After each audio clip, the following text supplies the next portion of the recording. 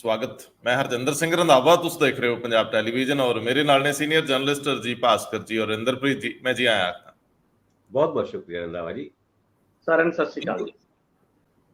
ਮੈਨੂੰ ਲੱਗਦਾ ਸਭ ਤੋਂ ਪਹਿਲੀ ਖਬਰ ਆਪਾਂ ਲਈਏ ਬਈ ਕੀ ਅਨੁਸੂਚਿਤ ਜਾਤੀਆਂ ਦੇ ਵਿੱਚੋਂ ਕੋਈ ਮੰਤਰੀ ਹਟਾਇਆ ਜਾ ਰਿਹਾ ਤੇ ਕੋਈ ਮੰਤਰੀ ਲਾਇਆ ਜਾ ਰਿਹਾ।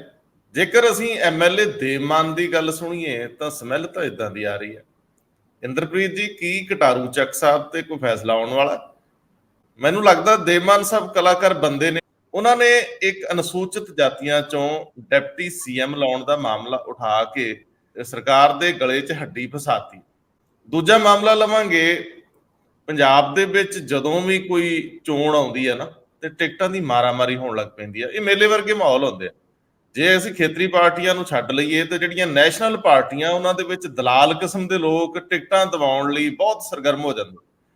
ਹੁਣ ਉਹ ਲੋਕ ਜਿਹੜੇ ਆਪਣੇ ਆਪ ਨੂੰ ਬੜੇ ਪ੍ਰਭਾਵਸ਼ਾਲੀ ਮੰਨਦੇ ਆ, ਉਹ ਵੀ ਰਿਸ਼ਵਤਾਂ ਦਿੰਦੇ। ਜਿਨ੍ਹਾਂ ਨੇ ਰਿਸ਼ਵਤਾਂ ਰੋਕਣੀਆਂ ਨੇ, ਦਲਾਲਾਂ ਨੇ 30 ਕਰੋੜ ਰੁਪਈਆ ਕਾਂਗਰਸੀਆਂ ਕੋਲੋਂ ਪਿਛਲੀ ਇਲੈਕਸ਼ਨ ਵੇਲੇ ਲੈ ਲਿਆ। ਵੈਸੇ 17 ਤੋਂ ਪਹਿਲਾਂ ਆਮ ਆਦਮੀ ਪਾਰਟੀ ਦੇ ਵਿੱਚ ਵੀ ਰੌਲੇ ਪੈਂਦੇ ਸੀ ਔਰ ਉਸ ਤੋਂ ਬਾਅਦ ਵੀ ਪੈਂਦੇ ਰਹੇ।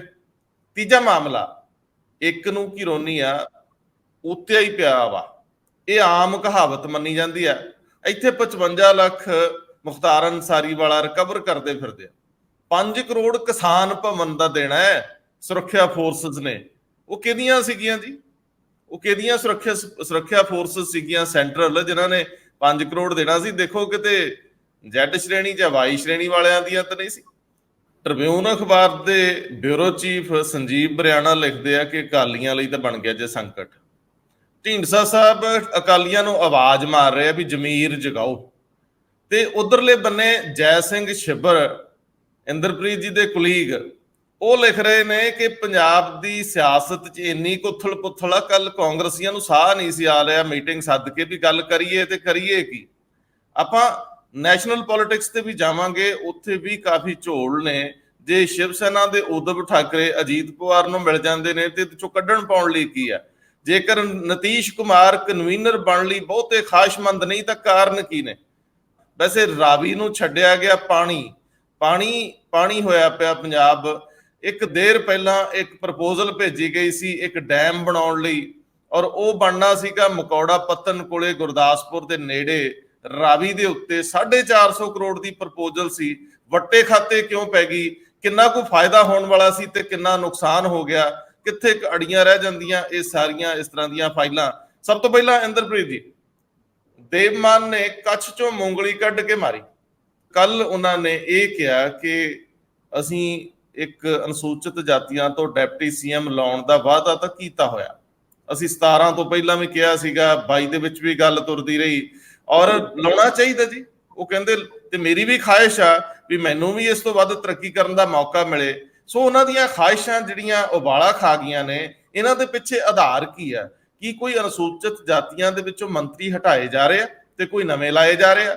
ਔਰ ਇਹ ਤੀਰ ਮਾਰਿਆ ਖਿੱਚ ਕੇ ਦੇਵਮਾਨ ਨੇ ਕਿ ਜੇਕਰ ਪਾਉਣ ਲਈ ਕੁਝ ਨਹੀਂ ਤੇ ਖੋਣ ਲਈ ਵੀ ਕੀ ਆ? ਕਿਹੜੀ ਕੋਈ ਮੇਰੀ ਐਮਐਲਏਸ਼ਿਪ ਲੈ ਚੱਲਿਆ? ਕੀ ਕਹਿੰਦੇ ਹੋ?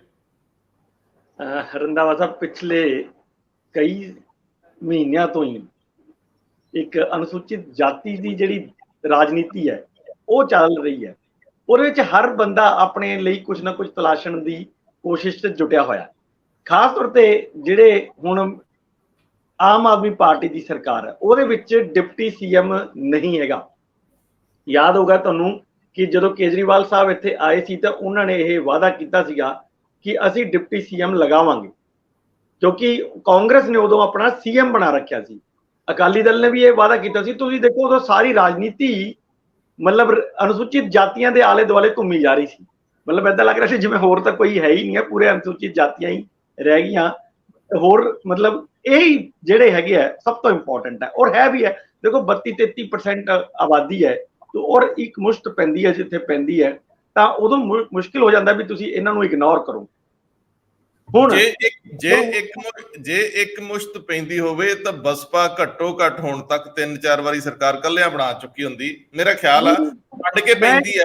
ਇਹ ਕਾਂਗਰਸ ਦਾ ਵੋਟ ਬੈਂਕ ਰਿਹਾ, ਇਹ ਬਸਪਾ ਨਾਲ ਵੀ ਬਹੁਤ ਵਾਰੀ ਗਿਆ, ਇਹ ਸਾਰੀਆਂ ਪਾਰਟੀਆਂ ਦੇ ਨਾਲ ਥੋੜੀ ਥੋੜੀ ਮਾਤਰਾ ਚ ਆਉਂਦਾ ਰਿਹਾ ਔਰ ਇਹ ਸੰਗਠਿਤ ਸ਼ਕਤੀ ਨਹੀਂ ਹੈ ਪਰ ਫਿਰ ਵੀ ਪ੍ਰਭਾਵਸ਼ਾਲੀ ਹੈ। ਜਲੰਧਰ ਦੀ ਚੋਣ ਦੇ ਵਿੱਚ ਜਿਸ ਤਰ੍ਹਾਂ ਦੀ ਇਹ ਸਮੀਕਰਨ ਸੀ ਜਲੰਧਰ ਖਿੱਤਾ, ਦੁਆਬਾ ਖਿੱਤਾ ਖਾਸ ਤੌਰ ਤੇ ਬਸਪਾ ਲਈ ਬੜਾ ਅਹਿਮ ਆ, ਪਰ ਉਹਨਾਂ ਦੀ ਸਥਿਤੀ ਤੀਜੇ ਨੰਬਰ ਵਾਲੀ ਬਣ ਗਈ ਅਕਾਲੀਆਂ ਨਾਲ ਜੁੜ ਕੇ ਵੀ। ਇਹਦਾ ਮਤਲਬ ਇਹ ਇੱਕ ਮੁਸ਼ਤ ਨਹੀਂ ਪੈਂਦੀ।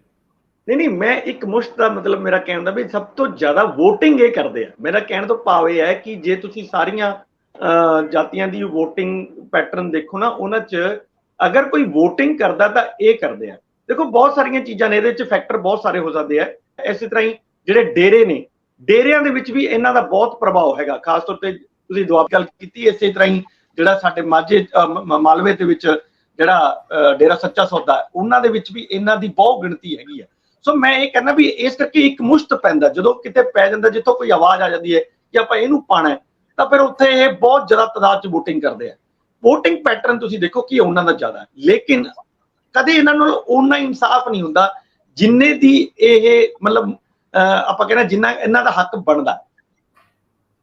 ਚਰਨਜੀਤ ਚੰਨੀ ਨੂੰ ਪਹਿਲੀ ਵਾਰ ਅਨੁਸੂਚਿਤ ਜਾਤੀ ਦੇ ਵਰਗ ਚੋਂ ਮੁੱਖ ਮੰਤਰੀ ਬਣਾ ਕੇ ਕਾਂਗਰਸ ਨੇ ਇੱਕ ਪਹਿਲ ਕੀਤੀ ਸੀ ਤੇ ਪੂਰੀ ਪਾਰਟੀਆਂ 'ਚ ਖਲਬਲੀ ਮਚ ਗਈ ਸੀ। ਹੁਣ ਜਦੋਂ ਆਪਾਂ ਕੱਲ ਗੱਲ ਕਰ ਰਹੇ ਸੀ ਲਾਲ ਚੰਦ ਕਟਾਰੂ ਚੱਕ ਹੋਰਾਂ ਦੀ, ਕਿ ਲਾਲ ਚੰਦ ਕਟਾਰੂ ਹੋਰਾਂ ਨੂੰ ਪੂਰੀ ਕਲੀਨ ਚਿੱਟ ਮਿਲ ਗਈ ਆ, ਹੁਣ ਉਹ ਬਾਹਰ ਨੇ, ਤਾਂ ਕੀ ਉਹ ਹੁਣ ਨੈਤਿਕਤਾ ਦੇ ਆਧਾਰ ਤੇ ਪਾਰਟੀ ਅੱਜ ਉਹਨਾਂ ਨੂੰ ਕੈਬਨਿਟ ਚੋਂ ਬਾਹਰ ਕੱਢੇਗੀ ਕਿ ਨਹੀਂ ਕੱਢੇਗੀ? ਇਹ ਸਵਾਲ ਆਪਾਂ ਕੱਲ ਖੜਾ ਕੀਤਾ ਸੀਗਾ। ਸੋ ਕਿਤੇ ਮੈਨੂੰ ਐਂ ਲੱਗਦਾ ਵੀ ਦੇਵ ਮਾਨ ਨੂੰ ਵੀ ਸ਼ਾਇਦ ਕਿਤੇ ਇਹ ਆਭਾਸ ਹੋ ਗਿਆ ਵੀ ਜੇ ਕਿਤੇ ਇਹ ਵਾਲੀ ਸੀਟ ਖਾਲੀ ਹੋ ਜੇ ਤਾਂ ਮੇਰਾ ਵੀ ਦਾਉਣ ਲੱਗ ਸਕਦਾ। ਪਰ ਉਹਨਾਂ ਨੇ ਜਿਹੜੀ ਡਿਮਾਂਡ ਕੀਤੀ ਹੈ ਉਹ ਕੀਤੀ ਹੈ ਡਿਪਟੀ ਸੀਐਮ ਦੀ। ਡਿਪਟੀ ਸੀਐਮ ਦੇ ਵਿੱਚ ਰੰਧਾਵਾ ਸਾਹਿਬ ਇਸ ਟਾਈਮ ਹਰਪਾਲ ਚੀਮਾ ਜਿਹੜੇ ਹੈਗੇ ਨੇ ਉਹ ਸੈਕੰਡ ਇਨ ਕਮਾਂਡ ਨੇ ਇੱਕ ਤਰ੍ਹਾਂ ਦੇ ਸਰਕਾਰ ਦੇ ਵਿੱਚ, ਤੇ ਉਹ ਅਨੁਸੂਚਿਤ ਜਾਤੀ ਵਰਗ ਨਾਲ ਸੰਬੰਧਿਤ ਨੇ। ਤਾਂ ਉਹ ਇਹ ਨਹੀਂ ਸਮਝ ਆ ਰਿਹਾ ਕਿ ਦੇਵ ਮਾਨ ਸਾਹਿਬ ਆਪਣੀ ਲਈ ਫੀਲਡਿੰਗ ਕਰ ਰਿਹਾ ਜਾਂ ਉਹਨਾਂ ਲਈ ਬੈਟਿੰਗ। ਸੋ ਇਹ ਦੋਨੋਂ ਚੀਜ਼ਾਂ ਅਜੇ ਸਮਝਣ ਵਾਲੀਆਂ ਹੈਗੀਆਂ ਨੇ ਕਿ ਦੇਵ ਮਾਨ ਸਾਹਿਬ ਦੇ ਮਨ 'ਚ ਹੈ ਕੀ ਹੈ। ਇਹ ਬਿਲਕੁਲ ਇੱਕ ਤਾਂ ਵੈਸੇ ਪੋਸਟ ਵੀ ਖਾਲੀ ਪਈ ਹੈ, ਇੱਕ ਅਜੇ ਬਰਥ ਖਾਲੀ ਹੈ ਕੈਬਨਿਟ ਦੇ ਵਿੱਚ, ਪਰ ਨਾਲ ਦੀ ਨਾਲ ਉਹਨਾਂ ਨੇ ਇਸ ਗੱਲ ਨੂੰ ਫਿਰ ਤੋਂ ਹਵਾ ਦਿੱਤੀ ਹੈ ਜਿਹੜੀ ਪਿੱਛੇ ਜੇ ਰੁਕ ਗਈ ਸੀ। ਉਦੋਂ ਪਾਰਟੀ ਨੇ ਇਹ ਪ੍ਰਿੰਸੀਪਲ ਬੁੱਧਰਾਮ ਨੇ ਜਿਹੜੇ ਉਹਨਾਂ ਨੂੰ ਕਾਰਜਕਾਰੀ ਪ੍ਰਧਾਨ ਬਣਾ ਕੇ ਇੱਕ ਤਰ੍ਹਾਂ ਦਾ ਇਸ ਜਿਹੜੀ ਵਿਵਾਦ ਸੀਗਾ ਉਹਨੂੰ ਸ਼ਾਂਤ ਕਰਨ ਦੀ ਕੋਸ਼ਿਸ਼ ਤਾਂ ਕੀਤੀ ਸੀ, ਪਰ ਮੈਨੂੰ ਲੱਗਦਾ ਕਿ ਦੇਵ ਮਾਨ ਸਾਹਿਬ ਨੇ ਇੱਕ ਵਾਰ ਉਹਨੂੰ ਉਸ ਸ਼ੋਲੇ ਨੂੰ ਫਿਰ ਭੜਕਾਤਾ ਹੈ। ਤਾਂ ਸ਼ਾਇਦ ਪਾਰਟੀ ਨੂੰ ਕਿਤੇ ਨਾ ਕਿਤੇ ਇਹ ਸੋਚਣਾ ਪਏਗਾ ਕਿ ਕੀ ਆਉਣ ਵਾਲੇ ਸਮੇਂ ਦੇ ਵਿੱਚ ਜਦੋਂ ਕਿ ਲੋਕ ਸਭਾ ਇਲੈਕਸ਼ਨ ਬਹੁਤ ਨੇੜੇ ਹੋਣਗੇ ਤਾਂ ਕੀ ਅਸੀਂ ਵੀ ਇਹ ਵਾਲਾ ਪੱਤਾ ਜਿਹੜਾ ਤੁਰਪ ਦਾ ਪੱਤਾ ਇਸ ਟਾਈਮ ਪੋਲੀਟੀਕਲ ਪਾਰਟੀਆਂ ਵਾਸਤੇ ਹੋ ਗਿਆ, ਕੀ ਅਸੀਂ ਇਹ ਖੇਡਣਾ ਹੈ ਕਿ ਨਹੀਂ ਖੇਡਣਾ, ਤੇ ਇਹ ਖੇਡਣਾ ਹੈ ਉਹਦੇ ਵਿੱਚ ਕਿਹਦਾ ਦਾਉਣ ਲੱਗ ਸਕਦਾ ਹੈ। ਸਾਰੇ ਇਸ ਉਧੇੜ-ਬੁਣ ਦੇ ਵਿੱਚ ਇਸ ਟਾਈਮ ਲੱਗੇ ਹੋਏ ਆ। ਤੁਸੀਂ ਠੀਕ ਕਹਿ ਰਹੇ ਹੋ, ਕਿਉਂਕਿ ਪ੍ਰਿੰਸੀਪਲ ਬੁੱਧਰਾਮ ਵਾਲੀ ਜਿਹੜੀ ਅਸਾਮੀ ਭਰੀ ਗਈ ਆ, ਫਿਲ ਕੀਤੀ ਗਈ ਆ ਕਾਰਜਕਾਰੀ ਪ੍ਰਧਾਨ ਵਾਲੀ, ਉਹ ਤਾਂ ਹੈਗੀ ਆ ਪਾਰਟੀ ਦੇ ਵਿੱਚ, ਲੇਕਿਨ ਮਾਮਲਾ ਸੱਤਾ 'ਚ ਹਿੱਸੇਦਾਰੀ ਦਾ। ਸੱਤਾ 'ਚ ਹਿੱਸੇਦਾਰੀ ਦਾ ਮਤਲਬ ਸਰਕਾਰ ਹੁੰਦੀ ਹੈ, ਨਾ ਕਿ ਪਾਰਟੀ। ਸੋ ਸੱਤਾ 'ਚ ਹਿੱਸੇਦਾਰੀ ਇੱਕ ਡਿਪਟੀ ਸੀਐਮ ਲਾ ਕੇ ਹੋ ਸਕਦੀ ਹੈ, ਔਰ ਕੁਦਰਤੀ ਤੌਰ ਤੇ ਹਰਪਾਲ ਚੀਮੇ ਨੂੰ ਇਗਨੋਰ ਨਹੀਂ ਕੀਤਾ ਜਾ ਸਕਦਾ, ਕੀਤਾ ਹੀ ਨਹੀਂ ਜਾ ਸਕਦਾ। ਸੋ ਮੈਨੂੰ ਇੰਝ ਲੱਗ ਰਿਹਾ ਕਿ ਡਿਪਟੀ ਸੀਐਮ ਵਾਲੀ ਕੁਰਸੀ ਸ਼ਾਇਦ ਹਰਪਾਲ ਚੀਮਾ ਲਈ ਰਾਖਵੀਂ ਕਰਨ ਤੋਂ ਬਾਅਦ ਦੇਵ ਮਾਨ ਇਹ ਮਹਿਸੂਸ ਕਰਦੇ ਨੇ ਕਿ ਕਟਾਰੂ ਚੱਕ ਸਾਹਿਬ ਹੁਣੀ ਜੇਕਰ ਜਾਂਦੇ ਨੇ ਤਾਂ ਚੀਮਾ ਸਾਹਿਬ ਉਹਨਾਂ ਲਈ ਬੈਟਿੰਗ ਕਰਨ, ਔਰ ਉਹਨਾਂ ਨੂੰ ਕਿਉਂਕਿ ਹੋ ਸਕਦਾ ਦਿੱਲੀ ਦੇ ਵਿੱਚ ਤਾਲੁਕਾਤ ਦੇਵ ਮਾਨ ਸਾਹਿਬ ਦੇ ਚੰਗੇ ਹੋਣ, ਇਸ਼ਾਰਾ ਕਿਤੇ ਹੋਇਆ ਹੋਵੇ, ਆਉਂਦੇ ਦਿਨਾਂ 'ਚ ਕੁਝ ਹੋਣ ਵਾਲਾ ਹੋਵੇ। ਦੇਵ ਮਾਨ ਉਹਨਾਂ ਦਾ ਕੱਲ ਦਰਦ। ਦੇਵ ਮਾਨ ਦੀ ਗੱਲ ਕਰੀਏ ਤੇ ਤੁਸੀਂ ਦੇਖੋ, ਜਦੋਂ ਤੋਂ ਆਮ ਆਦਮੀ ਪਾਰਟੀ ਦੀ ਸਰਕਾਰ ਬਣੀ ਹੈ ਔਰ ਵਿਧਾਨ ਸਭਾ ਦੇ ਵਿੱਚ ਪਹਿਲੀ ਐਂਟਰੀ ਐਮਐਲਏ ਦੀ ਹੁੰਦੀ ਹੈ, ਇਹ ਚੜ ਕੇ ਆਉਂਦੇ ਨੇ ਸਾਈਕਲ ਤੇ, ਔਰ ਸਾਈਕਲ ਤੇ ਆ ਕੇ ਇੱਕ ਐਗਜ਼ਾਮਪਲ ਸੈੱਟ ਕਰਦੇ ਨੇ ਕਿ ਵੀ ਦੇਖੋ ਮੇਰੇ ਵੱਲ ਵੇਖੋ। ਔਰ ਸਾਰੇ ਪੱਤਰਕਾਰ ਵੀ ਉਹ ਫੋਟੋ ਦੇਵ ਮਾਨ ਉਹਨਾਂ ਦੀ ਏਦਾਂ ਛਪਦੀ ਹੈ ਕਿ ਦੇਖੋ ਏਦਾਂ ਦੇ ਹੁੰਦੇ ਆ ਐਮਐਲਏ, ਆਮ ਆਦਮੀ ਪਾਰਟੀ ਦੇ ਆਮ ਐਮਐਲਏ। ਉਸ ਤੋਂ ਬਾਅਦ ਹੜ੍ਹ ਦੇ ਵਿੱਚ ਉਹਨਾਂ ਨੇ ਰੁੜ ਕੇ ਕੰਮ ਕੀਤਾ, ਇੱਕ ਤਰੀਕੇ ਨਾਲ ਮੱਝਾਂ ਗਾਵਾਂ ਨੂੰ ਕੇਲੇ ਤੱਕ ਖਵਾਏ ਹੜ੍ਹਾਂ ਦੇ ਵਿੱਚ। ਔਰ ਉਸ ਤੋਂ ਬਾਅਦ ਹਾਲਾਂਕਿ ਟ੍ਰੋਲਿੰਗ ਬੜੀ ਹੋਈ ਉਹਨਾਂ ਦੀ ਕਿ ਵੀ ਜਿਸ ਤਰੀਕੇ ਨਾਲ ਉਹ ਫੋਟੋ ਸੈਸ਼ਨ ਕਰਾ ਰਹੇ ਨੇ, ਔਰ ਆਪਣੀ ਫੋਟੋ ਦੇ ਵਿੱਚ ਕੈਮਰਾਮੈਨ ਦੀ ਵੀ ਕਈ ਵਾਰ ਫੋਟੋ ਆ ਰਹੀ ਹੈ। ਉਸ ਤੋਂ ਬਾਅਦ ਹੁਣ ਦੇਵ ਮਾਨ ਉਹਨਾਂ ਨੇ ਇੱਕ ਨਵਾਂ ਆਈਡੀਆ ਕਹਿ ਲਓ, ਜਾਂ ਉਹ ਕਹਿੰਦੇ ਨੇ ਕਿ ਵੀ ਦਲਿਤ ਉਪ ਮੁੱਖ ਮੰਤਰੀ ਜਿਹਦਾ ਵਾਅਦਾ ਕੇਜਰੀਵਾਲ ਸਾਹਿਬ ਨੇ ਆਪ ਕੀਤਾ ਸੀਗਾ ਹੁਣ ਬਣਨਾ ਚਾਹੀਦਾ ਹੈ। ਔਰ ਉਹਦੇ ਵਿੱਚ ਕਹਿੰਦੇ ਹਾਲਾਂਕਿ ਮੈਂ ਇਹ ਨਹੀਂ ਕਹਿੰਦਾ ਮੈਨੂੰ ਬਣਾਓ, ਪਰ ਮੈਨੂੰ ਕਿਉਂ ਨਾ ਬਣਾਓ ਮੈਂ ਪੁੱਛਣਾ ਚਾਹੁੰਦਾ। ਮੈਂ ਵੀ ਹੈਗਾ, ਮੈਂ ਵੀ ਐਲੀਜੀਬਲ ਹੈਗਾ, ਔਰ ਮੈਂ ਵਫਾਦਾਰ ਹੈਗਾ, ਲਾਇਲ ਹੈਗਾ। ਸਾਰੀ ਉਹ ਗੱਲਾਂ ਜਿਹੜੀ ਉਪ ਮੁੱਖ ਮੰਤਰੀ ਬਣਨ ਵਾਸਤੇ ਚਾਹੀਦੀ ਹੁੰਦੀ ਹੈ ਕਿਸੇ ਐਮਐਲਏ ਦੇ ਵਿੱਚ, ਉਹ ਸਾਰੀ ਚੀਜ਼ਾਂ ਮੇਰੇ ਕੋਲ ਹੈਗਾ। ਪਰ ਫਿਰ ਵੀ ਮੈਂ ਰੇਸ ਵਿੱਚ ਨਹੀਂ ਹੈਗਾ। ਇਹ ਸਾਰੀ ਗੱਲਾਂ ਤੋਂ ਡਾਇਰੈਕਟ ਇਨਡਾਇਰੈਕਟ ਗੁਗਲੀ ਮਾਰ ਕੇ ਉਹ ਆਪਣੀ ਤਰਫ ਹੀ ਗੇਂਦ ਸੁੱਟਣਾ ਚਾਹੁੰਦੇ ਨੇ। ਔਰ ਇਹ ਗੱਲ ਹੁਣ ਕੇਜਰੀਵਾਲ ਉਹਨਾਂ ਨੂੰ ਕਿੰਨੀ ਕੁ ਪਸੰਦ ਆਉਂਦੀ ਹੈ? ਨਾਰਮਲੀ ਕੋਈ ਐਮਐਲਏ ਏਦਾਂ ਦੀ ਮੰਗ ਕਰੇ ਉਸ ਗੱਲ ਨੂੰ ਸੁਪਰੀਮੋ ਸਾਹਿਬ ਲਾਈਕ ਨਹੀਂ ਕਰਦੇ। ਔਰ ਜਿਹੜੇ ਹੁਣ ਇਹਨਾਂ ਗੱਲਾਂ ਦੇ ਉੱਤੇ ਸੁਪਰੀਮੋ ਦਾ ਕੀ ਜਵਾਬ ਹੁੰਦਾ ਹੈ, ਜਾਂ ਇਹਨਾਂ ਦੀ ਗੱਲ ਨੂੰ ਕਿੰਨੀ ਕੁ ਤਵੱਜੋ ਆਮ ਆਦਮੀ ਪਾਰਟੀ ਜਾਂ ਮੁੱਖ ਮੰਤਰੀ ਭਗਵੰਤ ਮਾਨ ਉਹਨਾਂ ਦਿੰਦੇ ਨੇ, ਇਹ ਤੇ ਹਜੇ ਬਾਅਦ ਦੀ ਗੱਲ ਹੈ। ਪਰ ਉਹਨਾਂ ਨੇ ਆਪਣੀ ਗੁਗਲੀ ਆਪਣੇ ਵਾਲੀ ਸੁੱਟਦੀ, ਮੈਂ ਹੂੰ ਨਾ ਜੀ, ਤਾਂ ਮੈਂ ਹੂੰ ਨਾ ਤੇ ਹੈਗੇ ਤੇ ਹੈ ਹੀ। ਇੰਦਰਪ੍ਰੀਤ ਜੀ, ਵੈਸੇ ਗੱਲ ਇਹ ਹੈ ਕਿ ਉਹਨਾਂ ਨੇ ਗੇਮ ਤਾਂ ਦਿੱਤੀ ਹੈ ਖੋਲ। ਹੁਣ ਅਨੁਸੂਚਿਤ ਜਾਤੀ ਵਰਗ ਉਹਨਾਂ ਦਾ ਅਹਿਸਾਨ ਬੰਨ ਤੇ ਹੈਗਾ, ਜਿਹੜਾ ਪਾਵਰ ਦੇ ਵਿੱਚ ਬਤੌਰ ਐਮਐਲਏ ਭਾਈਵਾਲ ਹੈ, ਜਿੰਨੇ ਵੀ ਬੰਦੇ ਚੁਣੇ ਹੋਏ ਆ ਉਹਨਾਂ ਲਈ ਰਾਹ ਤਾਂ ਖੋਲਤਾ। ਕਿਹਨੂੰ ਮਿਲਦਾ ਕਿਹਨੂੰ ਨਹੀਂ ਮਿਲਦਾ, ਪਰ ਆਧਾਰ ਦੇਮਾਨ ਬਣਨਗੇ। ਬੰਦੇ ਵਧੀਆ ਨੇ, ਸਾਫ਼ ਦਿਲ ਨੇ, ਕੋਈ ਇਸ ਤਰ੍ਹਾਂ ਦਾ ਲੱਗ ਲਗਾ ਰੱਖਿਆ ਨਹੀਂ ਉਹਨਾਂ ਨੇ। ਤੇ ਮੈਂ ਤੁਹਾਡੇ ਤੋਂ ਹੁਣ ਜਾਣਨਾ ਚਾਹੁੰਦਾ ਵੀ ਐਸਸੀ ਕਮਿਸ਼ਨ 'ਚ ਕੀ ਰਫੜਾ ਪੰਜਾਬ ਵਾਲੇ 'ਚ, ਉਹ ਵੀ ਸਮਝਾਓ ਜ਼ਰਾ। ਕਿਹੜੀ ਐਸੀ ਨਿਯੁਕਤੀ ਜਿਹੜੀ ਗਲਤ ਹੋ ਗਈ ਆ, ਜਿਹਦੇ ਕਰਕੇ ਉਹ ਨਾਨ ਫੰਕਸ਼ਨਲ ਹੋਇਆ ਪਿਆ, ਉਹ ਵੀ ਤਾਂ ਸਮਝਾਓ ਸਾਨੂੰ। ਰੰਧਾਵਾ ਸਾਹਿਬ, ਐਸਸੀ ਜਿਹੜਾ ਕਮਿਸ਼ਨ ਹੈਗਾ ਉਹ ਪਿਛਲੇ 1 ਸਾਲ ਤੋਂ ਲਗਭਗ ਜਿਹੜਾ ਹੈਗਾ ਉਹ ਨਾਨ ਫੰਕਸ਼ਨਲ ਹੀ ਚੱਲ ਰਿਹਾ। ਪਹਿਲਾਂ ਤਾਂ ਮੇਰੇ ਖਿਆਲ 1.5 ਸਾਲ ਹੀ ਹੋ ਗਿਆ। ਸਤੰਬਰ ਮਹੀਨੇ ਦੀ 21 ਸਤੰਬਰ 2021 ਦੀ ਮਤਲਬ ਇਹ ਪੋਸਟ ਖਾਲੀ ਐਸ ਚੇਅਰਮੈਨ ਖਾਲੀ ਪਈ ਹੈ, ਅਜੇ ਤੱਕ ਕੋਈ ਨਹੀਂ ਲਗਾਇਆ ਹੋਇਆ। ਦੂਜਾ, ਇਹਦੇ ਵਿੱਚ ਇੱਕ ਐਕਟ ਦੇ ਵਿੱਚ ਇੱਕ ਮਤਲਬ ਪ੍ਰੋਵੀਜ਼ਨ ਹੈ ਕਿ ਇਹਦੇ ਜਿਹੜਾ ਮੈਂਬਰ ਸੈਕਟਰੀ ਹੈ ਉਹ ਅਨੁਸੂਚਿਤ ਜਾਤੀ ਵਰਗ ਦਾ ਹੀ ਕੋਈ ਅਧਿਕਾਰੀ ਲੱਗ ਸਕਦਾ। ਸੋ ਪਿਛਲੇ ਦਿਨੇ ਪਰਮਿੰਦਰਪਾਲ ਸਿੰਘ ਜਿਹੜੇ ਹੈਗੇ ਨੇ ਉਹ ਜਨਰਲ ਵਰਕ ਨਾਲ ਸੀ ਸੰਬੰਧਿਤ, ਉਹਨਾਂ ਨੂੰ ਸਰਕਾਰ ਨੇ ਇੱਥੇ ਮੈਂਬਰ ਸੈਕਟਰੀ ਲਗਾਤਾ। ਤੇ ਜਦੋਂ ਉਹਨਾਂ ਨੇ ਕੰਮਕਾਰ ਸ਼ੁਰੂ ਕੀਤਾ ਤੇ ਐਕਟ ਉਕਟ 'ਚ ਜਦੋਂ ਪੜ੍ਹਨਾ ਪੈਂਦਾ ਤਾਂ ਦੇਖਿਆ ਤੇ ਉਹਨਾਂ ਨੂੰ ਆਇਆ ਵੀ ਇਹ ਤਾਂ ਗਲਤੀ ਹੋ ਗਈ ਸਰਕਾਰ ਤੋਂ, ਤੇ ਉਹਨਾਂ ਨੇ ਰਿਟਨ ਦੇ ਵਿੱਚ ਇਹ ਭੇਜਤਾ ਕਿ ਮੈਂ ਇੱਥੇ ਨਹੀਂ ਲੱਗ ਸਕਦਾ, ਮੇਰੀ ਨਿਯੁਕਤੀ ਕਿਤੇ ਹੋਰ ਕਰਤੀ ਹੈ। ਤੇ ਉਹਨਾਂ ਨੇ ਉਸ ਤੋਂ ਬਾਅਦ ਕੰਮ ਛੱਡਤਾ। ਸੋ ਉਸ ਤੋਂ ਬਾਅਦ ਇਹ ਜਿਹੜਾ ਹੈਗਾ, ਨਾ ਤਾਂ ਸਰਕਾਰ ਨੇ ਹਜੇ ਤੱਕ ਕੋਈ ਨਵੀਂ ਨਿਯੁਕਤੀ ਕੀਤੀ ਹੈ ਤੇ ਨਾ ਹੀ ਉਹਨਾਂ ਨੇ ਅਜੇ ਕੰਮ ਕੀਤਾ, ਕਿਉਂਕਿ ਹਜੇ ਤੱਕ ਤਾਂ ਫਿਰ ਨਿਯੁਕਤ ਉਹੀ ਨੇ। ਜਦ ਤੱਕ ਸਰਕਾਰ ਦਾ ਅਗਲਾ ਆਰਡਰ ਨਹੀਂ ਆ ਜਾਂਦਾ ਤਾਂ ਤੱਕ ਉਹੀ ਨਿਯੁਕਤ ਨੇ, ਪਰ ਉਹਨਾਂ ਨੇ ਕੰਮਕਾਰ ਛੋੜ ਦਿੱਤਾ ਹੈ। ਦੂਸਰਾ, ਇੱਕ ਇਹਦੇ 'ਚ ਤੁਹਾਨੂੰ ਯਾਦ ਹੋਊਗਾ, ਆਪਾਂ ਪਹਿਲਾਂ ਵੀ ਇਸੇ ਪ੍ਰੋਗਰਾਮ 'ਚ ਇੱਕ ਵਾਰੀ ਜ਼ਿਕਰ ਕੀਤਾ ਸੀ, ਜਦੋਂ ਇਹ ਐਕਟ ਆਇਆ ਸੀਗਾ ਅਨੁਸੂਚਿਤ ਜਾਤੀ ਕਮਿਸ਼ਨ ਦੇ ਵਿੱਚ ਸੰਸ਼ੋਧਨ ਦਾ, ਉਦੋਂ ਸੀਗਾ ਕਿ ਜਿਹੜਾ ਕਮਿਸ਼ਨ ਦੇ ਮੈਂਬਰਸ ਦੀ ਗਿਣਤੀ ਜਿਹੜੀ ਹੈ ਉਹ ਘਟਾਈ ਜਾ ਰਹੀ ਹੈ, 5 ਕੀਤੀ ਜਾ ਰਹੀ ਹੈ। ਹੁਣ ਸਰਕਾਰ ਦੇ ਵਿੱਚ ਇੱਕ ਤਾਂ ਉਹਨਾਂ ਨੇ ਜਿਹੜਾ ਸੀਨੀਅਰ ਵਾਈਸ ਪ੍ਰੈਜ਼ੀਡੈਂਟ ਸੀ ਔਰ ਵਾਈਸ ਪ੍ਰੈਜ਼ੀਡੈਂਟ ਸੀ, ਇਹ ਦੋਨੋਂ ਪੋਸਟਾਂ ਖਤਮ ਕਰਤੀਆਂ। ਦੂਜਾ, ਗਿਣਤੀ 5 ਕਰਤੀ ਹੈ ਤਾਂ ਇਹਦਾ ਮਤਲਬ 3 ਜਾਂ 4 ਮੈਂਬਰ ਹੋਰ ਜਿਹੜੇ ਨੇ ਉਹ ਹਟਾਏ ਜਾਣਗੇ। ਸੋ ਇੱਕ ਤਾਂ ਉਹਦੇ ਕਰਕੇ ਚੱਲ ਰਹੀ ਹੈ ਵੀ ਉਹ ਕਿਹੜੇ ਹਟਾਏ ਜਾਣ ਹੁਣ, ਜਿਹੜੇ ਜਿਨ੍ਹਾਂ ਦੀ ਮਤਲਬ ਏਜ, ਸੌਰੀ, ਇੱਕ ਵਿੱਚ ਸੀਗਾ ਕਿ ਏਜ ਉਹਨਾਂ ਨੇ 65 ਕਰਤੀ ਹੈ, ਜਿਹੜਾ ਵੀ ਮੈਂਬਰ ਬਣਨਾ ਹੈ ਉਹ 65 ਸਾਲ ਦਾ ਹੋਏਗਾ। ਤਾਂ ਹੁਣ ਉਹਦੇ ਵਿੱਚ 65 ਸਾਲ ਤੋਂ ਉੱਪਰ ਜਿਹੜੇ ਨੇ, ਫਿਰ ਉਹਨਾਂ ਨੂੰ ਹੁਣ ਚੱਲ ਰਹੀ ਹੈ ਕਵਾਇਦ ਵੀ ਕਿਸ ਤਰ੍ਹਾਂ ਇਹਨਾਂ ਨੂੰ ਹਟਾਇਆ ਜਾਏ ਤੇ ਗਿਣਤੀ 5 ਕਰ ਲਈ ਜਾਏ। ਸਵਾਰਾ ਜੇ ਸਰਕਾਰ, ਜਦੋਂ ਹੁਣ ਦੇਵਮਾਨ ਸਾਹਿਬ ਨੇ ਏਦਾਂ ਦਾ ਇੱਕ ਸ਼ਗੂਫਾ ਛੱਡਤਾ ਹੈ ਕਿ ਬਈ ਡਿਪਟੀ ਸੀਐਮ ਬਣਾਓ, ਤਾਂ ਉਹਦੇ ਵਿੱਚ ਫਿਰ ਜੇ ਕਮਿਸ਼ਨ ਦੇ ਮੈਂਬਰ ਵੀ ਹਟਾਤੇ ਤੁਸੀਂ 4 ਹੋਰ, ਤਾਂ ਮੈਨੂੰ ਲੱਗਦਾ ਕਿ ਕਿਤੇ ਸਰਕਾਰ ਵਾਸਤੇ ਪੰਗਾ ਹੀ ਨਾ ਪੈ ਜਾਏ। ਇਸ ਕਰਕੇ ਬਹੁਤ ਹਲਚਲ ਮਚੀ ਹੋਈ ਹੈ। ਜਿਹੜੀ ਵੀ ਅਨੁਸੂਚਿਤ ਜਾਤੀ ਦੀ ਵਰਗ ਦੀ ਰਾਜਨੀਤੀ ਹੈ, ਪਾਰਟੀ ਦੀ ਖਾਸ ਤੌਰ ਤੇ, ਉਹਦੇ 'ਚ ਬਹੁਤ ਹਲਚਲ ਹੈ ਇਸ ਟਾਈਮ ਕਿ ਅਸੀਂ ਇਹ ਪੰਗਾ ਲਈਏ ਕਿ ਨਾ ਲਈਏ, ਕਿਉਂਕਿ ਸਾਹਮਣੇ ਇਲੈਕਸ਼ਨ ਵੀ ਦਿਖ ਰਿਹਾ ਜਿਹੜਾ ਹੁਣ 2024 ਦੇ ਵਿੱਚ ਮਾਰਚ ਦੇ ਵਿੱਚ ਲਗਭਗ ਹੋ ਜਾਣਾ। ਕੋਈ ਬੜੇ ਜ਼ਿੰਮੇਵਾਰ ਲੋਕ ਇਸ ਵਰਗ ਨਾਲ ਸੰਬੰਧਿਤ ਅਹਿਮ ਅਹੁਦਿਆਂ ਤੇ ਹੋਣੇ ਚਾਹੀਦੇ ਆ ਤਾਂ ਕਿ ਉਹਨਾਂ ਨੂੰ ਅਪਲਿਫਟ ਕੀਤਾ ਜਾ ਸਕੇ।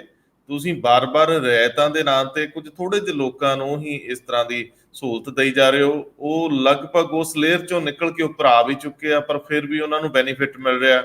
ਜਿਹੜੇ ਦਰਅਸਲ ਨੀਡੀ ਨੇ ਉਹਨਾਂ ਤੱਕ ਚੀਜ਼ਾਂ ਪਹੁੰਚਦੀਆਂ ਨਹੀਂ। ਮੈਂ ਜ਼ਰੂਰ ਚਾਹੂੰਗਾ, ਵੈਸੇ 2 ਦਿਨ ਪਹਿਲਾਂ ਹੀ ਸੰਪਲਾ ਸਾਹਿਬ ਤੋਂ ਅਹੁਦਾ ਲੈ ਕੇ ਚੇਅਰਮੈਨ ਵਾਲਾ ਉਹਨਾਂ ਨੂੰ ਪੰਜਾਬ ਦੀ ਪੋਲਿਟਿਕਸ ਅਗਲਿਆਂ ਭੇਜਿਆ। ਪੰਜਾਬ ਦੇ ਵਿੱਚ ਅਨੁਸੂਚਿਤ ਜਾਤੀਆਂ ਦੀ ਰਾਜਨੀਤੀ ਰੰਗ ਫੜਨ ਲੱਗੀ ਹੈ। ਹੁਣ ਬੀਜੇਪੀ ਨੇ ਆਪਣੇ ਦਾਅ ਖੇਡਣੇ ਸ਼ੁਰੂ ਕਰਤੇ ਆ। ਉਸ ਖਿੱਤੇ 'ਚ ਅਟਵਾਲ ਪਰਿਵਾਰ ਨੂੰ ਵੀ ਅੱਗੇ ਵਧਾਇਆ ਜਾ ਰਿਹਾ। ਹੋਰ ਵੀ ਕਾਫੀ ਅਹਿਮ ਫੈਸਲੇ ਹੋਣ ਵਾਲੇ ਆ। ਇਸ ਦੌਰਾਨ ਆਮ ਆਦਮੀ ਪਾਰਟੀ ਨੂੰ ਕੁਝ ਸਖਤ ਫੈਸਲੇ ਤਾਂ ਲੈਣੇ ਪੈਣਗੇ। ਭਾਸਕਰ ਸਾਹਿਬ, ਮਾਮਲਾ ਬਹੁਤ ਅਹਿਮ ਆ। ਮਤਲਬ ਹੁਣ ਕਈ ਵਾਰੀ ਤਾਂ ਹਾਸਾ ਆਉਂਦਾ, ਕਈ ਵਾਰੀ ਰੋਣਾ ਆਉਂਦਾ। ਜੇ ਟਿਕਟਾਂ ਦੀ ਖਰੀਦੋ ਫਰੋਖਤ ਹੁੰਦੀ ਆ, ਇਹਦੇ ਰੌਲੇ ਪੈਂਦੇ ਆ, ਤੇ ਜੇ ਇਹਦੇ ਸੰਬੰਧੀ ਕੋਈ ਕੇਸ ਦਰਜ ਹੋ ਕੇ ਬੰਦੇ ਫੜੇ ਜਾਣ, ਪਤਾ ਲੱਗੇ ਵੀ 30 ਕਰੋੜ ਦੀ ਜਿਹੜੀ ਦਲਾਲੀ ਵਰਗੀ ਗੱਲ ਹੋਈ ਆ, ਮੈਂ ਕਹਿੰਦਾ ਪੈਸੇ ਲੈਣ ਵਾਲੇ ਤਾਂ ਠੱਗ ਸੀ, ਉਹਨਾਂ ਨੇ ਤਾਂ ਠੱਗੀ ਮਾਰੀ। ਉਹ ਦੇਣ ਵਾਲੇ ਕਿਹੜੇ ਦੁੱਧ ਧੋਤੇ ਨੇ ਜਿਹੜੇ ਪੈਸੇ ਦੇ ਟਿਕਟਾਂ ਭਾਲਦੇ, ਜਿਹੜੇ ਪੈਸੇ ਦੇ ਕੇ ਟਿਕਟ ਲੈਣਗੇ ਉਹ ਕੱਲ ਨੂੰ ਮੈਨੂੰ ਦੱਸੋ ਕੀ ਗੁੱਲ ਨਹੀਂ ਖਿਲਾਉਣਗੇ, ਉਹ ਕਿਉਂ ਨਹੀਂ ਹੇਰਾਫੇਰੀ ਕਰਨਗੇ, ਕਰਪਸ਼ਨ ਕਰਨਗੇ। ਮੈਨੂੰ ਲੱਗਦਾ ਉਹਨਾਂ ਤੇ ਵੀ ਸਾਰਿਆਂ ਤੇ ਪਰਚੇ ਕਰੋ ਜਿਨ੍ਹਾਂ ਨੇ ਪੈਸੇ ਦੇ ਕੇ ਟਿਕਟ ਲੈਣ ਦਾ ਯਤਨ ਕੀਤਾ ਹੈ। 30 ਕਰੋੜ ਦਾ ਇੱਕ ਅੰਕੜਾ ਇੱਕ ਅਖਬਾਰ ਪ੍ਰਕਾਸ਼ਿਤ ਕਰ ਰਹੀ ਆ ਕਿ ਇਲੈਕਸ਼ਨ ਦੇ ਦਿਨਾਂ ਦੇ ਵਿੱਚ ਟਿਕਟ ਖਰੀਦਣ ਦੀ ਪ੍ਰਕਿਰਿਆ ਦੇ ਵਿੱਚ ਬਹੁਤ ਸਾਰੇ ਉਮੀਦਵਾਰਾਂ ਨੇ ਪੈਸੇ ਦਿੱਤੇ। ਰੰਧਾਵਾ ਜੀ, ਟਿਕਟ ਦੇ ਵਾਸਤੇ ਸੌਦੇਬਾਜ਼ੀ ਹਰ ਪੋਲੀਟੀਕਲ ਪਾਰਟੀ ਦੇ ਉੱਤੇ ਇਲਜ਼ਾਮ ਲੱਗਦੇ ਨੇ। ਆਮ ਆਦਮੀ ਪਾਰਟੀ 2017 ਦੇ ਵਿੱਚ, ਫਿਰ 2022 ਦੇ ਵਿੱਚ ਇਹ ਇਲਜ਼ਾਮ ਲੱਗੇ ਸੀਗੇ, ਪਰ ਹੁਣ ਗੱਲ ਇਲਜ਼ਾਮਾਂ ਤੋਂ ਵੱਧ ਗਈ ਹੈ। ਇਲਜ਼ਾਮਾਂ ਤੋਂ ਵੱਧ ਇਸ ਕਰਕੇ ਗਈ ਹੈ ਕਿ ਇਹ ਗੱਲ ਹੈਗੀ ਹੈ ਕਾਂਗਰਸ ਦੀ ਠੱਗੀ ਦੀ। 2022 ਤੋਂ ਪਹਿਲੇ ਜਿਸ ਤਰੀਕੇ ਨਾਲ ਠੱਗੀ ਮਾਰੀ ਗਈ, ਔਰ ਉਹਨਾਂ ਠੱਗੀ ਦੀ ਗੱਲ ਵੀ ਕੌਣ ਕਰ ਰਹੇ ਨੇ? ਉਹ ਐਮਐਲਏ ਜਿਹੜੇ ਐਮਐਲਏ ਬਣ ਨਹੀਂ ਪਾਏ। ਬਾਅਦ ਚ ਹੁਣ ਗੱਲ ਸ਼ੁਰੂ ਹੁੰਦੀ ਹੈ 2022 ਤੋਂ ਪਹਿਲੇ।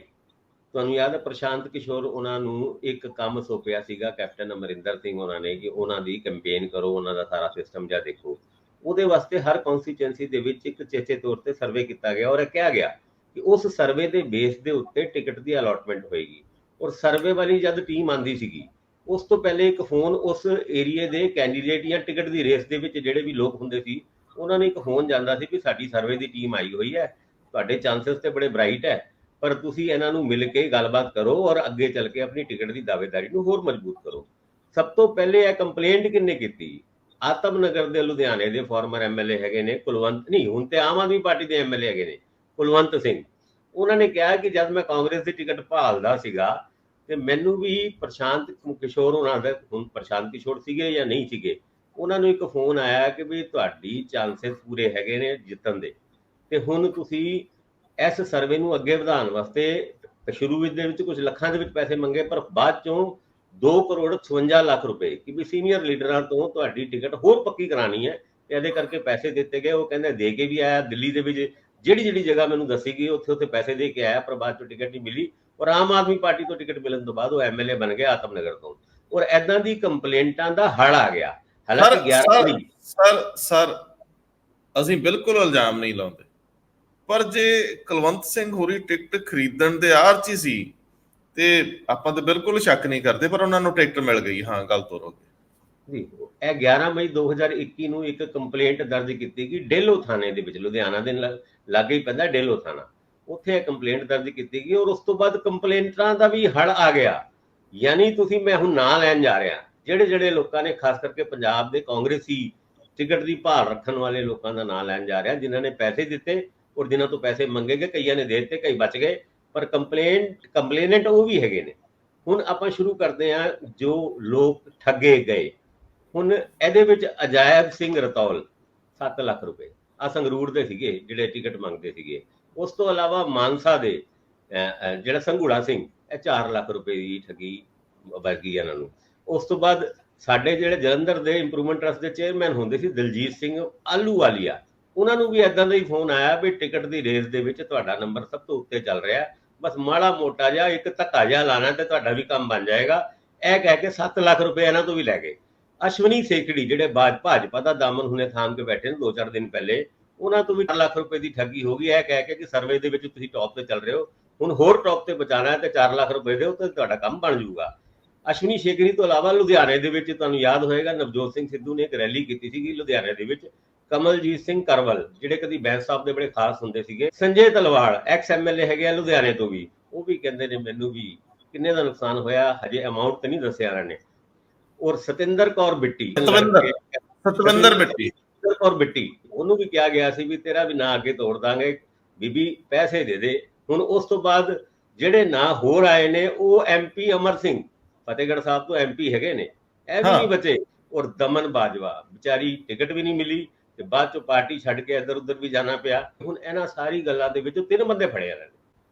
3 ਬੰਦੇ ਫੜੇ ਕੰਪਲੇਨੈਂਟ ਜਿਹੜੇ ਕਹਿੰਦੇ ਆ ਵੀ ਕਥਿਤ ਤੌਰ ਤੇ ਉਹਨਾਂ ਨੇ ਠੱਗੀ ਮਾਰੀ ਹੈ। ਔਰ ਉਹਨਾਂ ਦੇ ਨਾਂ ਹੈਗੇ ਰਕੇਸ਼ ਕੁਮਾਰ, ਰਜਤ ਕੁਮਾਰ ਔਰ ਗੌਰਵ ਸ਼ਰਮਾ। ਇਹਨਾਂ ਨੇ ਮੰਨਿਆ ਇਨਵੈਸਟੀਗੇਸ਼ਨ ਦੇ ਵਿੱਚ ਕਿ ਬਈ ਆਪਾਂ ਤੇ ਸਿਰਫ 30 ਕਰੋੜ ਦੀ ਠੱਗੀ ਮਾਰੀ ਹੈ। ਜਦ ਉਹ ਸ਼ਬਦ ਸਿਰਫ ਕਹਿੰਦੇ ਆ ਨਾ, ਤੇ ਯਾਨੀ ਇਹ ਠੱਗੀ ਹੋਰ ਵੀ ਜ਼ਿਆਦਾ ਵੱਡੀ ਹੋ ਸਕਦੀ। ਔਰ ਕਹਿੰਦੇ ਇਹ 30 ਕਰੋੜ ਜਿਹੜੇ ਕਮਾਏ ਸੀ ਨਾ ਆਪਾਂ ਹਾਰ ਗਏ ਜੂਏ 'ਚ, ਤੇ ਹੁਣ ਸਾਡੇ ਕੋਲ ਕੁਝ ਨਹੀਂ ਹੈਗਾ, ਤੁਹਾਨੂੰ ਰਿਕਵਰੀ ਦੀ ਕੋਈ ਚੱਕਰ ਨਹੀਂ ਹੈਗੀ। ਪਰ ਇਹ ਮੰਨ ਲਿਆ। ਪਰ ਇਹ ਠੱਗੀ ਰੰਧਾਵਾ ਜੀ ਸਿਰਫ ਪੰਜਾਬ ਵਿੱਚ ਹੀ ਨਹੀਂ ਹੋਈ, ਰਾਜਸਥਾਨ ਦੇ ਵਿੱਚ ਵੀ ਹੋਈ, ਹਰਿਆਣਾ ਦੇ ਵਿੱਚ ਵੀ ਹੋਈ। ਬਿਹਾਰ ਦੇ ਵਿੱਚ ਵੀ ਹੋਈ, ਹਾਲਾਂਕਿ ਉਹਨਾਂ ਦੇ ਨਾਂ ਸਾਨੂੰ ਹਜੇ ਯਾਦ ਨਹੀਂ, ਜਾਂ ਕੰਪਲੇਂਟਾਂ ਉੱਥੇ ਵੀ ਇਦਾਂ ਦੀ ਕੋਈ ਦਰਜ ਹੋਈ ਹੈ ਇਹਦਾ ਜ਼ਿਕਰ ਨਹੀਂ, ਪਰ ਉਹਨਾਂ ਨੂੰ ਵੀ ਕਈ ਵਾਰ ਆਦਤ ਪੈ ਜਾਂਦੀ ਹੈ ਪੈਸੇ ਦੇ ਕੇ ਟਿਕਟ ਲੈਣ ਦੀ, ਔਰ ਇਹ ਵੀ ਇੱਕ ਜੂਆ ਹੀ ਹੁੰਦਾ ਹੈ ਕਿ ਵੀ ਪੈਸੇ ਦੇ ਦਿਓ, ਟਿਕਟ ਮਿਲ ਗਈ ਤਾਂ ਠੀਕ ਹੈ, ਨਹੀਂ ਤਾਂ ਚੁੱਪ ਕਰਕੇ ਬਹਿ ਜਾਓ। ਹੁਣ ਕਈ ਸੂਬਿਆਂ ਦੇ ਵਿੱਚ ਕਾਂਗਰਸ ਦੀ ਟਿਕਟ ਦੀ ਇਸ ਤਰ੍ਹਾਂ ਦੀ ਡਿਸਟ੍ਰੀਬਿਊਸ਼ਨ, ਸਰਵੇ ਦੇ ਨਾਂ ਤੇ ਪੈਸੇ ਲੈਣਾ, ਇਹ ਗੱਲਾਂ ਹੁਣ ਕੰਪਲੇਂਟਾਂ ਪੰਜਾਬ ਦੇ ਵਿੱਚ ਤੇ ਆਉਣੀ ਸ਼ੁਰੂ ਹੋ ਗਈਆਂ। ਦੂਜੇ ਸੂਬਿਆਂ ਦਾ ਕੀ ਹਾਲ ਹੈ ਸਾਨੂੰ ਪਤਾ ਲੱਗੂਗਾ ਅੱਗੇ ਚੱਲ ਕੇ, ਪਰ 3 ਅਕਿਊਜ਼ ਨੇ ਇਹ ਗੱਲ ਮੰਨੀ ਹੈ ਕਿ ਆਪਾਂ ਬਿਹਾਰ ਦੇ ਵਿੱਚ ਵੀ ਠੱਗੀ ਮਾਰੀ, ਹਰਿਆਣੇ ਦੇ ਵਿੱਚ ਵੀ ਮਾਰੀ ਤੇ ਰਾਜਸਥਾਨ ਦੇ ਵਿੱਚ ਮਾਰੀ। ਚੋਰੀ ਦੇ ਕੱਪੜੇ ਡਾਂਗਾਂ ਦੇ ਗੱਜ ਪੰਜਾਬੀ ਦੀ ਕਹਾਵਤ ਆ। ਖੈਰ ਇਹਦੀ ਵੈਸੇ ਇੰਦਰਪ੍ਰੀਤ ਜੀ ਜਾਂਚ ਬੜੀ ਜ਼ਬਰਦਸਤ ਤਰੀਕੇ ਨਾਲ ਹੋਣੀ ਚਾਹੀਦੀ ਹੈ। ਮੈਨੂੰ ਤਾਂ ਲੱਗਦਾ ਸਾਰੇ ਦਾਇਰੇ 'ਚ ਜਿਨ੍ਹਾਂ ਨੇ ਸ਼ਿਕਾਇਤ ਕੀਤੀ ਤੁਸੀਂ ਪੈਸੇ ਦਿੱਤੇ ਕਿਉਂ? ਤੁਸੀਂ ਪੰਜਾਬ ਵਿਧਾਨ ਸਭਾ ਦੇ ਵਿੱਚ ਜਾ ਕੇ ਤੁਸੀਂ ਪਾਰਲੀਮੈਂਟ ਦੇ ਵਿੱਚ ਕਾਨੂੰਨ ਬਣਾਉਣੇ ਆ, ਤੁਹਾਡੀ ਟੈਂਡੈਂਸੀ ਕੀ ਆ, ਤੁਹਾਡਾ ਮਾਈਂਡ ਸੈਟ ਕੀ ਆ, ਇਹ ਵੀ ਤਾਂ ਸਾਹਮਣੇ ਆ ਰਿਹਾ ਨਾ। ਖੈਰ ਮੈਨੂੰ ਬੜੀ ਸ਼ਰਮ ਆ ਰਹੀ ਜੇ, ਤੇ ਆਪਾਂ ਟਿਕਟ ਖਰੀਦਣ ਜੋਗੇ ਨਹੀਂ, ਇਸ ਕਰਕੇ ਵੀ ਸ਼ਰਮ ਆ ਰਹੀ ਸ਼ਾਇਦ। ਆਪਾਂ ਇੰਦਰਪ੍ਰੀਤ ਜੀ ਅਗਲੀ ਖਬਰ ਤੇ ਚੱਲੀਏ। ਇਹ ਖਬਰ ਟੱਚ ਕਰ ਦੋ ਜੋ ਤੁਹਾਨੂੰ ਇਹ 'ਚ ਕਹਿਣਾ ਹੈ, ਪਰ ਜਿਹੜਾ ਕਿਸਾਨ ਭਵਨ ਦਾ 5 ਕਰੋੜ ਦਿੱਤਾ ਜਾਣਾ ਹੈ ਨਾ, ਜਿਹੜਾ ਕਿਸਾਨ ਭਵਨ ਦਾ 5 ਕਰੋੜ ਸੁਰੱਖਿਆ ਫੋਰਸਸ ਨੇ ਉੱਥੇ ਉਹਨਾਂ ਦੇ ਕਿਰਾਇਆਂ 'ਚ, ਕਿਉਂਕਿ ਉੱਥੇ ਹਮੇਸ਼ਾ ਤੁਸੀਂ ਦੇਖੋ ਪਹਿਲਾਂ, ਬਹੁਤ ਪਹਿਲਾਂ, ਮੇਰੇ ਖਿਆਲ 10 12 15 ਸਾਲ ਪਹਿਲਾਂ ਕਦੇ ਕਿਤੇ ਜਾਈਦਾ ਸੀ, 20 ਸਾਲ ਪਹਿਲਾਂ, ਤੇ ਕਿਸਾਨ ਭਵਨ ਦਾ ਸਭ ਤੋਂ ਸਸਤਾ ਕਮਰਾ ਹੁੰਦਾ ਸੀ, ਇਸ ਕਰਕੇ ਲੈ ਲਈਦਾ ਸੀ। ਉੱਥੇ ਸੁਰੱਖਿਆ ਫੋਰਸਸ ਤੇ ਜਵਾਨ ਹਰ ਵੇਲੇ ਰਹਿੰਦੇ ਸੀ। ਸੋ ਇਹ ਜਿਹੜਾ 5 ਕਰੋੜ ਬਣਿਆ ਪਿਆ ਕਿਹੜੇ ਖਾਤੇ 'ਚ ਬੋਲਦਾ? ਰੰਧਾਵਾ ਸਾਹਿਬ, ਘੱਟੋ ਘੱਟ ਮੈਨੂੰ 20 ਸਾਲ ਹੋ ਗਏ ਚੰਡੀਗੜ੍ਹ 'ਚ ਆਏ ਨੂੰ, ਤੇ ਕਈ ਵਾਰੀ ਤਾਂ ਖਬਰਾਂ ਅਸੀਂ ਕਰਤੀਆਂ, ਇਹ ਜਿਹੜੀ ਰਾਸ਼ੀ ਹੈ ਉਗਾਈ ਨਹੀਂ ਜਾ ਰਹੀ, ਪਤਾ ਨਹੀਂ ਕੀ ਚੱਕਰ ਇਹਦੇ 'ਚ, ਅੜਚਨ ਕਿੱਥੇ ਹੈ ਇਹ ਹਜੇ ਸਮਝ ਨਹੀਂ ਆ ਰਿਹਾ। ਪਰ ਇਹ ਠੀਕ ਹੈ ਕਿ ਹਰ ਸਾਲ, ਹਰ ਮਹੀਨੇ ਜਾਂ ਹਰ ਸਾਲ ਜਾਂ ਫਿਰ ਉਸ ਤੋਂ ਬਾਅਦ ਹਰ ਸਰਕਾਰ ਦੇ ਉਸ 'ਚ ਇਹ ਬਿੱਲ ਵੱਧਦਾ ਜਾ ਰਿਹਾ ਹੈ, ਘਟ ਨਹੀਂ ਰਿਹਾ। 92 ਦੇ ਵਿੱਚ ਜਦੋਂ ਸੁਰੱਖਿਆ ਫੋਰਸਾਂ ਇੱਥੇ ਲੱਗੀਆਂ ਹੋਈਆਂ ਸੀ, ਜਦੋਂ ਅੱਤਵਾਦ ਦਾ ਪੀਰੀਅਡ ਸੀਗਾ, ਉਦੋਂ ਬਹੁਤ ਸਾਰੇ ਜਿਹੜੇ ਪੋਲੀਟੀਸ਼ੀਅਨ ਨੇ ਉਹਨਾਂ ਨੂੰ ਸੁਰੱਖਿਆ ਗਾਰਡ ਮਿਲੇ ਹੋਏ ਸੀਗੇ, ਤਾਂ ਉਹ ਜਿਹੜੇ ਗਾਰਡ ਸੀ ਉਹਨਾਂ ਨੂੰ ਠਹਿਰਨ ਵਾਸਤੇ ਕੋਈ ਜਗ੍ਹਾ ਨਹੀਂ ਸੀ ਮਿਲ ਰਹੀ।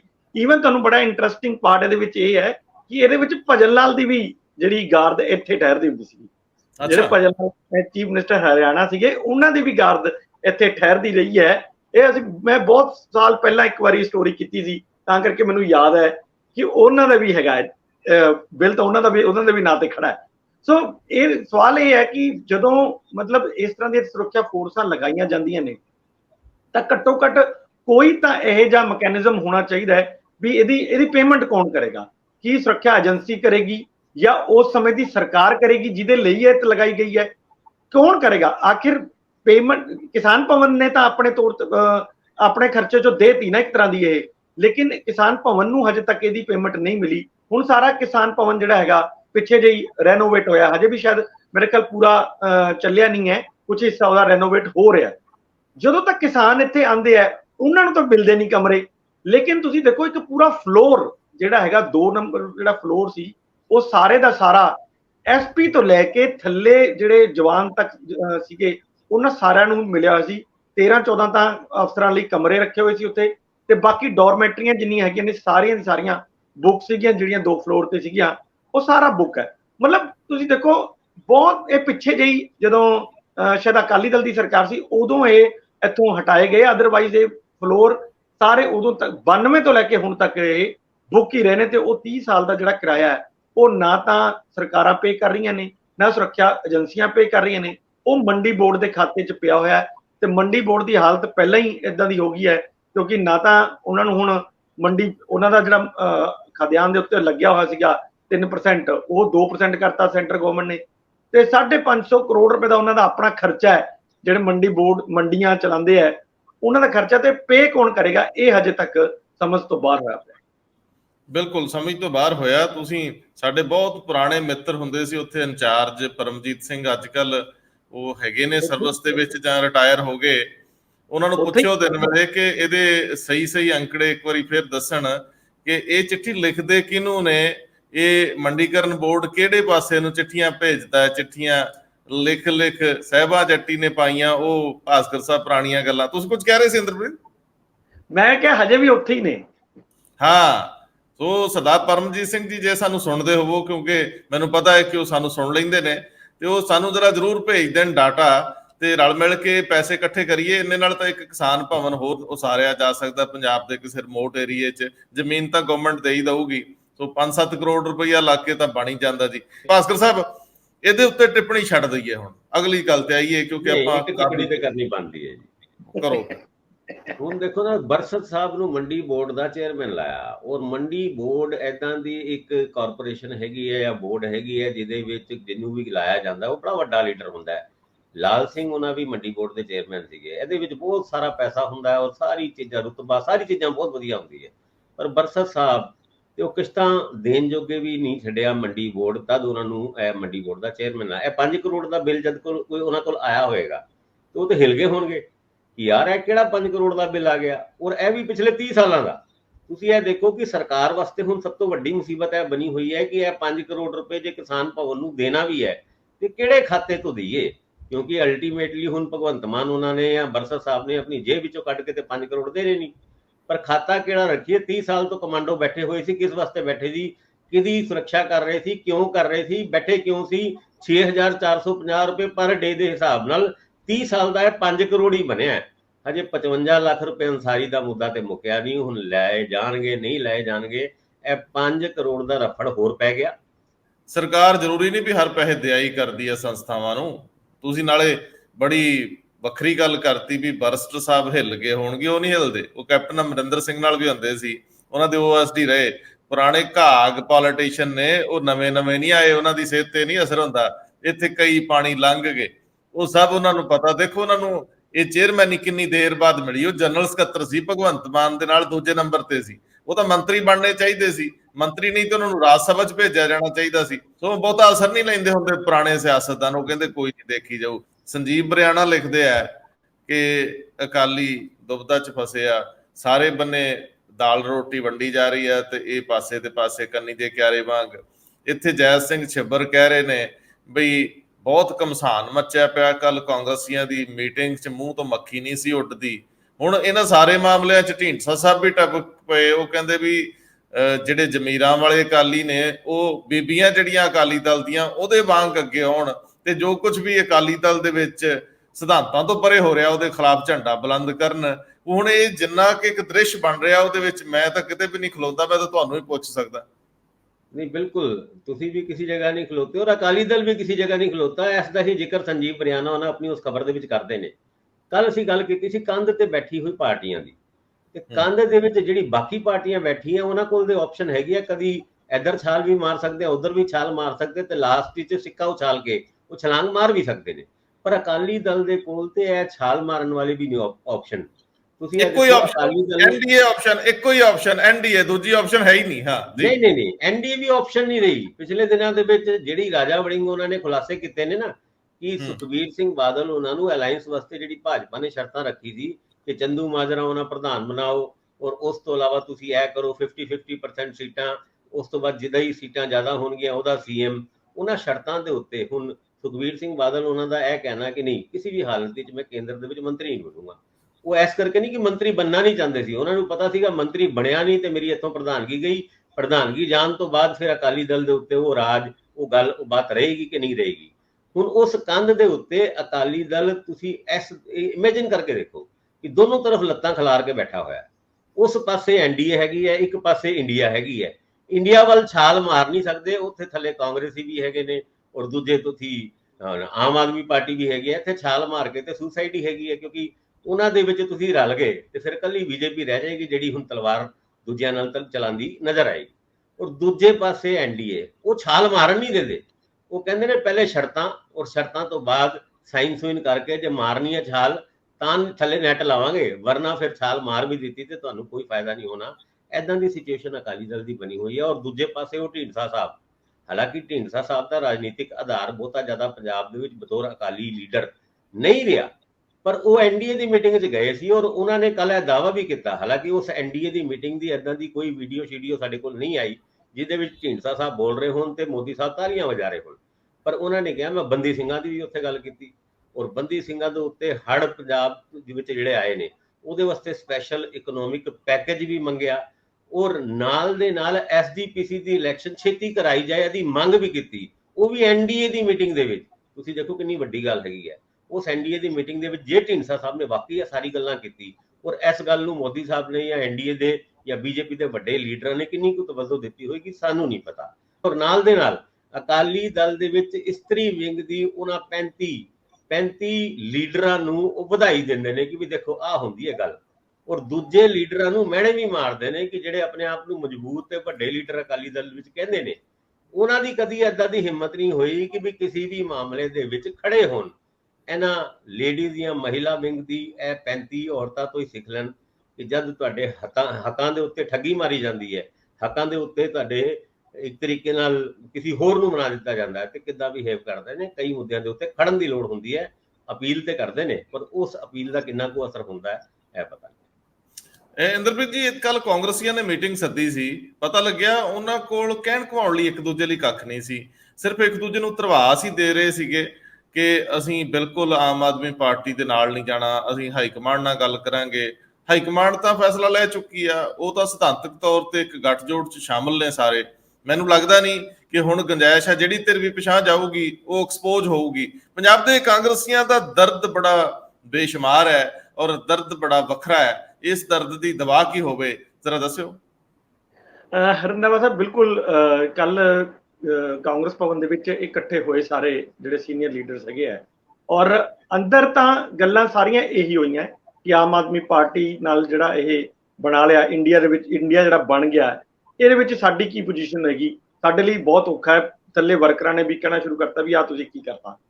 ਪਰ ਨਾਲ ਦੀ ਨਾਲ ਜਿਹੜਾ ਇਹ ਇਸ਼ਾਰਾ ਉਹਨਾਂ ਨੇ ਕੱਲ ਕਿ ਬਾਹਰ ਆ ਕੇ ਤਾਂ ਸਿਰਫ ਉਹੀ ਕਹੀਏ ਵੀ ਬਾਹਰ ਤੋਂ ਜਿਹੜਾ ਹੈਗਾ ਉਹ ਕਾਬੂ ਨਹੀਂ ਪਾਇਆ ਜਾ ਰਿਹਾ, ਸਰਕਾਰ ਫੇਲ ਹੈ, ਇਹ ਉਹ ਇਸ ਤਰ੍ਹਾਂ ਦੀਆਂ ਗੱਲਾਂ ਕਰਦੇ ਰਹੇ ਤਾਂ ਕਿ ਇਹ ਦਿਖਾਇਆ ਜਾ ਸਕੇ ਵੀ ਹਜੇ ਵੀ ਅਸੀਂ ਓਪੋਜੀਸ਼ਨ ਲੀਡ ਹੈਗੇ ਆ, ਓਪੋਜੀਸ਼ਨ ਦੇ ਵਿੱਚ ਤੇ ਸਰਕਾਰ ਨੂੰ ਅਸੀਂ ਆਈਨਾ ਦਿਖਾਣਾ ਹੈ। ਪਰ ਅੰਦਰ ਸਾਫ਼ ਸੀਗਾ ਵੀ ਉਹ ਇਸ ਗੱਲ ਤੋਂ ਬਹੁਤ ਵਿਚਲਿਤ ਨੇ।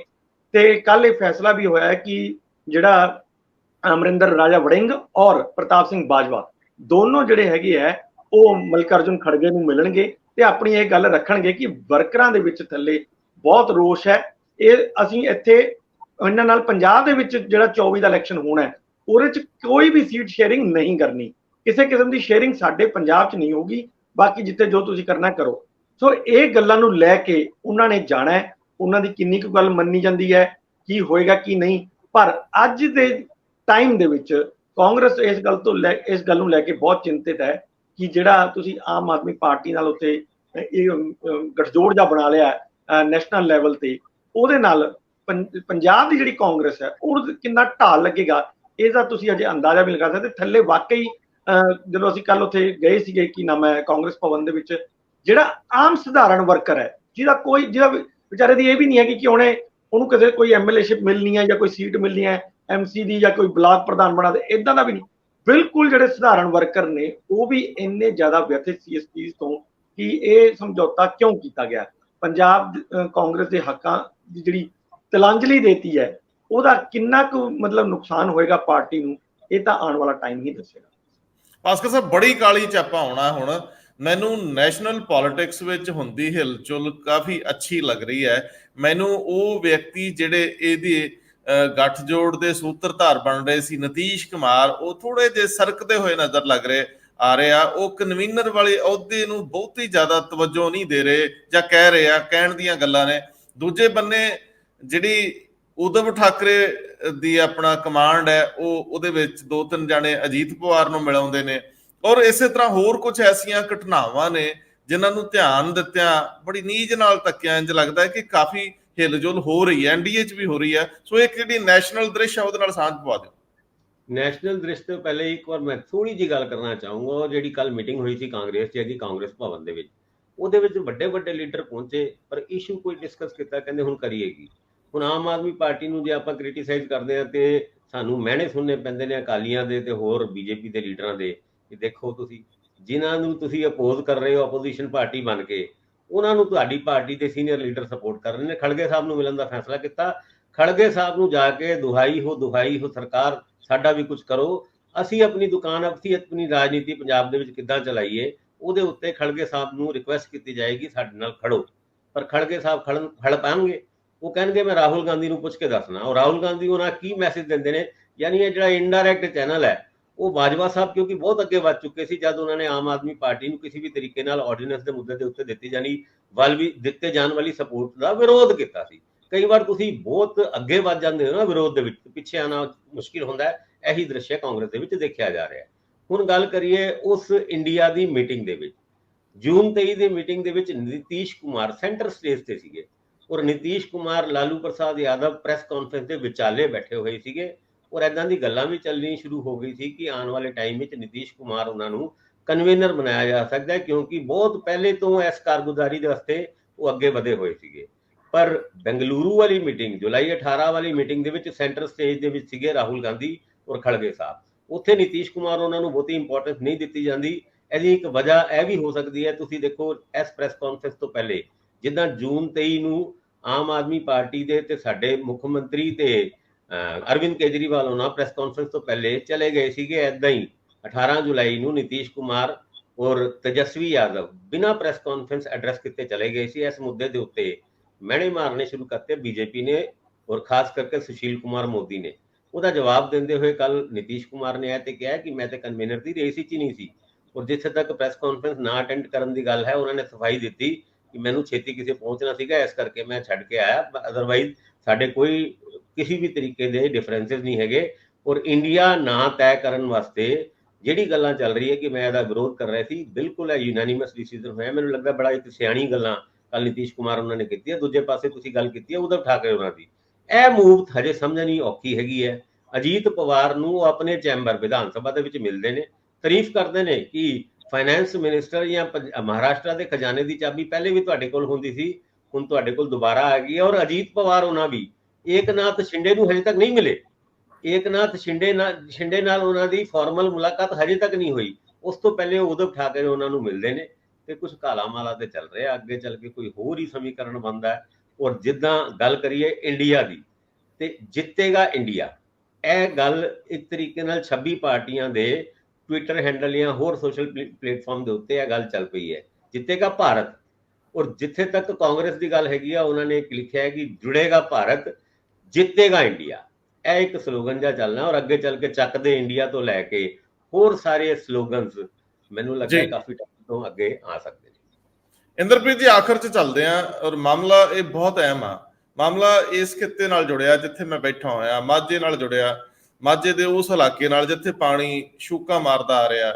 ਇਹ ਰਾਵੀ ਜਿਹੜੀ ਕਦੇ ਇਰਾਵਤੀ ਦੇ ਨਾਂ ਨਾਲ ਜਾਣੀ ਜਾਂਦੀ ਸੀ, ਹੁਣ ਲੋਕਾਂ ਨੂੰ ਥ੍ਰੈਟ ਦੇ ਰਹੀ ਹੈ। ਪਿੱਛੋਂ 2.5 ਲੱਖ ਕਿਊਸੈਕ ਪਾਣੀ ਛੱਡਣ ਦੀ ਗੱਲ ਤੋਂ ਬਾਅਦ ਲੋਕ ਖੌਫਜ਼ਦਾ ਰਹੇ ਰਾਤ ਭਰ।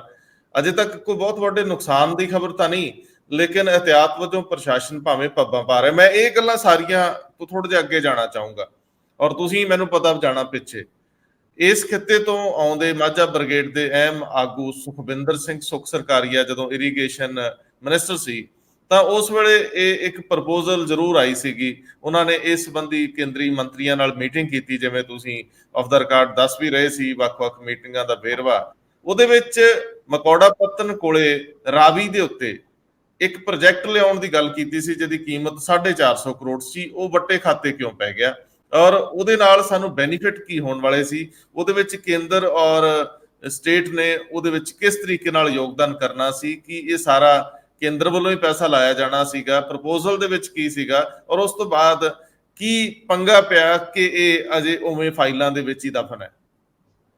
ਇਸ ਪੂਰੀ ਗੱਲ ਸ਼ੁਰੂ ਕਰਨ ਤੋਂ ਪਹਿਲਾਂ ਮੈਂ ਜਸਟ ਇੱਕ ਤੁਹਾਨੂੰ ਨਾਲ ਗੱਲ ਸਾਂਝੀ ਕਰਨਾ ਚਾਹੁੰਦਾ। ਉਹ ਇਹ ਕਿ ਜਦੋਂ ਅਸੀਂ ਇਹ ਖਬਰਾਂ ਪੜ੍ਹੀਆਂ ਸੀਗੀਆਂ ਕਿ ਸਤਲੁਜ ਦੇ ਵਿੱਚ ਜਿਹੜਾ ਪਾਣੀ ਹੈਗਾ ਉਹਨੂੰ ਬਾਹਰ ਛੱਡਣ ਵਾਸਤੇ ਪਾਕਿਸਤਾਨ ਨੇ ਆਪਣੇ 10 ਫਲੱਡ ਗੇਟ ਖੋਲ੍ਹਤੇ ਹੈ, ਤਾਂ ਬੜੀਆਂ ਤੁਸੀਂ ਦੇਖੋ ਸੋਸ਼ਲ ਮੀਡੀਆ ਦੇ ਉੱਤੇ ਚੱਲਿਆ ਵੀ ਭਰਾ ਦੇ ਕੰਮ ਆਇਆ, ਇਹ ਉਹ ਸਾਰੀਆਂ ਚੀਜ਼ਾਂ ਚੱਲੀਆਂ।